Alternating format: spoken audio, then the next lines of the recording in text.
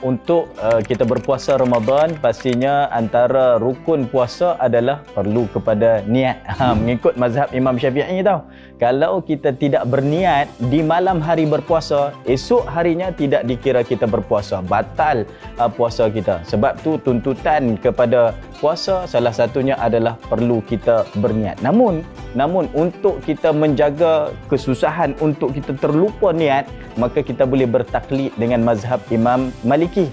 Imam Malik mengatakan bahawa kita boleh berniat di malam pertama pada bulan puasa atau bulan Ramadan untuk merangkumi 30 hari sebulan tersebut. Tapi perlu diniat pada malam pertama. Niatnya macam mana?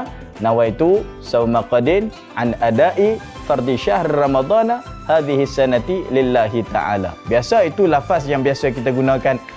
Saja aku berpuasa esok hari pada bulan Ramadan, wajib pada aku pada tahun ini bagi kerana Allah Subhanahu wa taala. Itu kita boleh berniatkan pada tiap-tiap malam. Namun untuk kita niatkan keseluruhan malam, sahaja aku berpuasa pada bulan Ramadan pada tahun ini 30 hari bulan Ramadan ni kerana Allah Subhanahu wa taala. Mudah-mudahan bila kita meniatkan dengan kaedah mazhab Imam Syafi'i dan juga kita bertaklid dengan Imam Malik, mudah-mudahan kita punya niat puasa kita terjagalah, pahala puasa kita, dan tidaklah kita menjadi orang yang rugi kerana kita tidak ada ilmu dan mengamalkan dengan cara yang salah. Selamat untuk kita beramal agar Allah Ta'ala terima niat kita sebulan di dalam bulan Ramadan.